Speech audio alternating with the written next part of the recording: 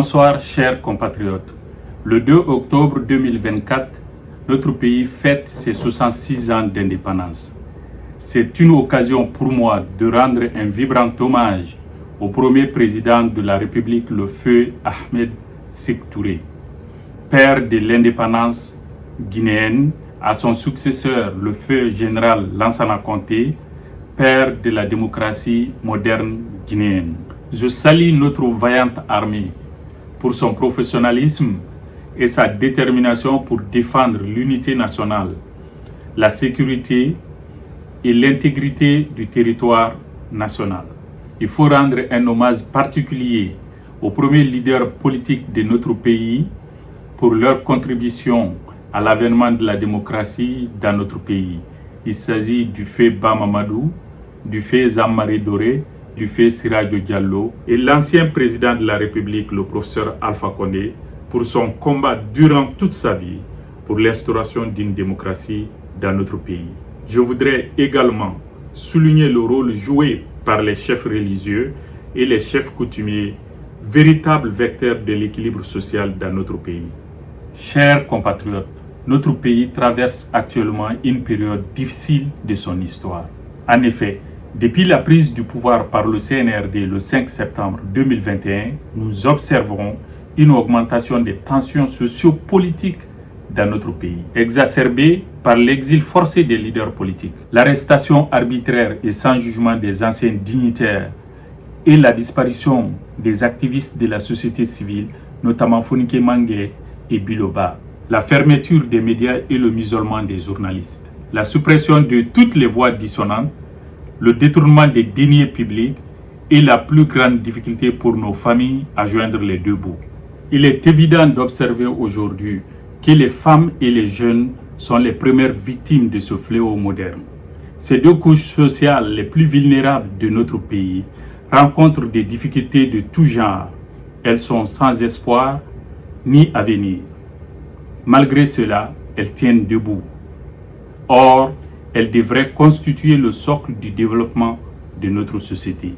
En outre, faut-il rappeler que le 5 septembre 2021, le président de la transition, le général Mamadi Doumbouya, président de la République, a pris un engagement solennel devant le peuple de Guinée en disant, je cite, que désormais la justice sera notre boussole, qu'il n'y aura pas de chasse aux sorcières, qu'il n'y aura pas de recyclage, que ni lui, ni aucun membre de son gouvernement de la transition ne sera candidat aux élections à venir, qu'il organisera des élections crédibles et transparentes, qu'il luttera contre le détournement du denier public, qu'il bannira la gabegie financière. Cependant, on observe à travers la ville de Conakry et le pays tout entier la mobilisation et la manipulation de la jeunesse, des artistes et des femmes pour soutenir et encourager la candidature du chef du CNRD.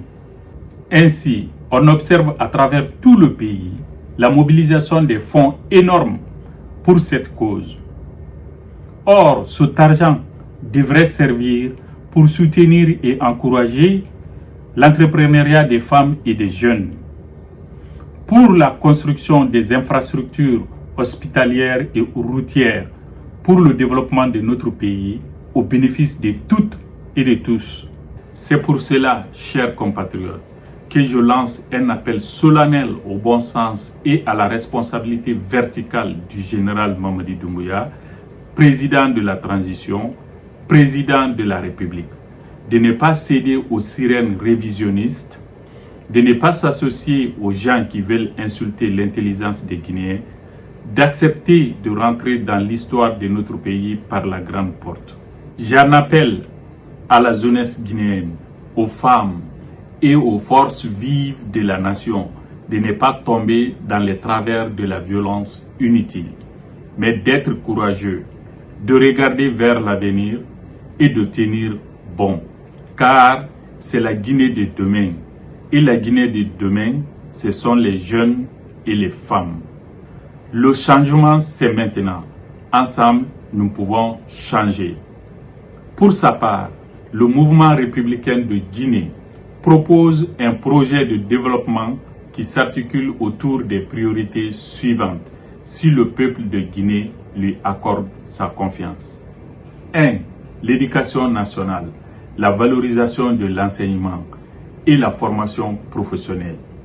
Le niveau de vie des enseignants sera augmenté pour encourager les futurs étudiants à s'orienter vers ce métier. 2. La santé, la refonte du système de santé, la construction des hôpitaux et la formation des professionnels de la santé. 3. L'économie.